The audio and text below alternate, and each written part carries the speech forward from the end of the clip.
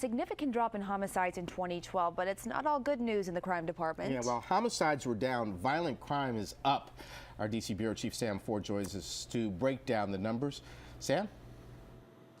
Yes, Horace. Well, in 2012, as you said, violent crime was up.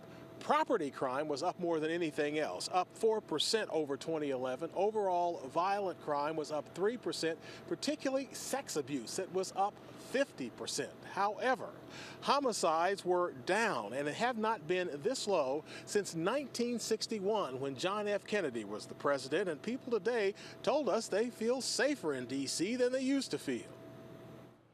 We asked in one of D.C.'s poorest neighborhoods. It's a lot safer now than it used to be. See, I can walk down here without turning my back in bed, you know.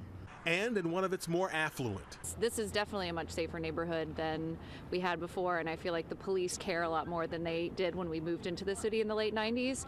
D.C. ended 2012 with 88 homicides, 18% fewer than 2011, 82% fewer than 1991, and the record 479 homicides during the crime and crack epidemic, when D.C. earned the moniker of murder capital and kept it for years after. We're not having the multiple homicides like every day.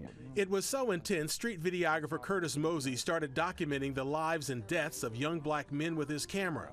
He shows them talking about their concerns on one side of the screen and in their coffins on the other. He recently wrote a book, Beyond the Yellow Tape, on the mayhem on D.C. streets, and his hopes that the videos he shows youth about the pain of violence helps. These young guys are getting educated now more and more on the consequences and the hurtness of violence. Yet Mosey and people across the city said police nowadays are more visible and seemingly everywhere, and that is a big factor. I moved here in '99 on the Hill, and every year it's gotten better and better.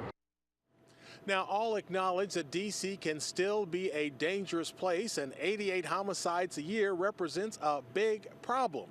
But it is a smaller number than this city has had in more than half a century. Reporting live from D.C. Police Headquarters, Sam Ford, ABC 7 News.